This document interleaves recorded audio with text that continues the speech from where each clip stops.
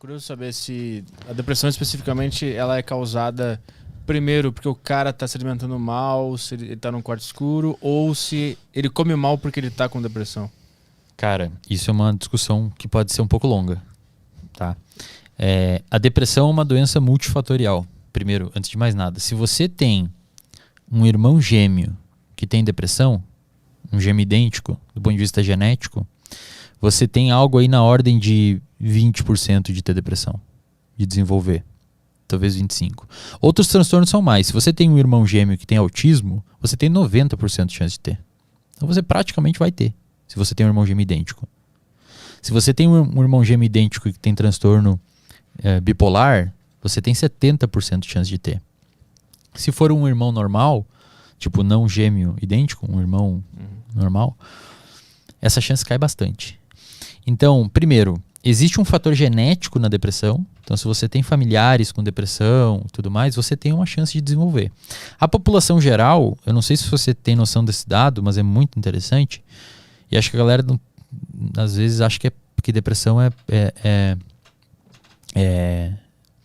aquela pessoa que não toma banho, que não escova o dente, sabe? E, cara, eu postei no meu Instagram esses tempos uma foto do Chester? Do ex-vocalista do Linkin Park. 40 horas antes dele se suicidar, o cara tava rindo na praia.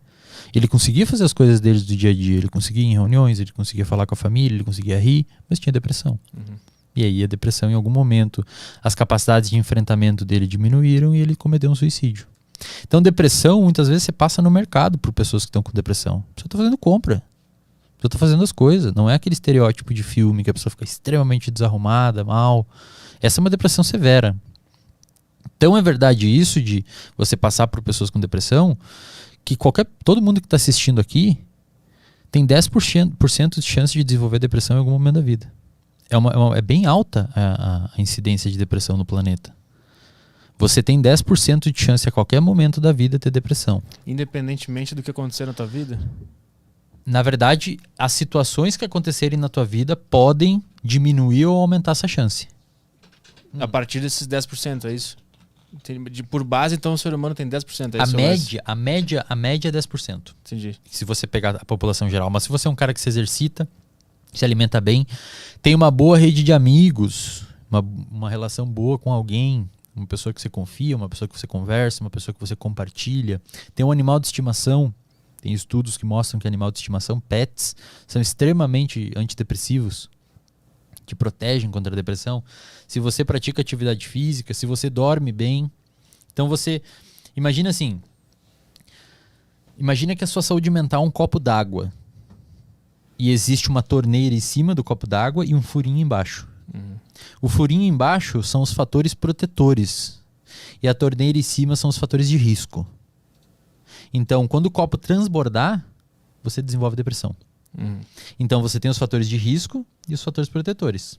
Se em algum momento a torneira abrir demais e o furinho continuar pequeno, vai transbordar. Ou seja, se os fatores de risco aumentar em relação aos protetores, você pode desenvolver depressão. A pandemia meio que quebrou o cano da torneira ali e despencou a água dentro do copo. A pandemia é um fator altamente estressor para a saúde mental. Tu teve aumento em casos, tipo, muita gente procurando? Muito. Fora do comum do que vinha antes da pandemia. Fora do comum, a intensidade dos sintomas, a intensidade do medo. O nosso cérebro ele não lida muito bem com incertezas. Se eu colocar você num laboratório e colocar você numa situação incerta e medir o seu cortisol, que é o hormônio do estresse na sua saliva, vai estar alto. Você não lida bem com incerteza. O nosso cérebro gosta de padrão. A gente vai fazer o podcast segunda, quarta e sexta. Isso me deixa calmo. Ah, não, mas a gente vai fazer nessa semana tal dia e na semana que vem tal dia. Sabe? Até eu não saber que dia vai ser, eu fico meio assim, pô, e aí, como é que eu vou fazer? E a pandemia gerou uma incerteza bizarra, do ponto de vista financeiro. Adolescentes, a maioria dos transtornos mentais, eles aparecem no final da adolescência e início da idade adulta, porque é um período de extrema incerteza, né? E, então a depressão é um transtorno multifatorial que tem influência genética e ambiental. Isso é muito importante. Ou seja, você pode ter, por exemplo, um exemplo mais claro. Você tem pais alcoólatras e você cresce num ambiente, ou eles pararam de beber e você cresce num ambiente em que ninguém consome álcool.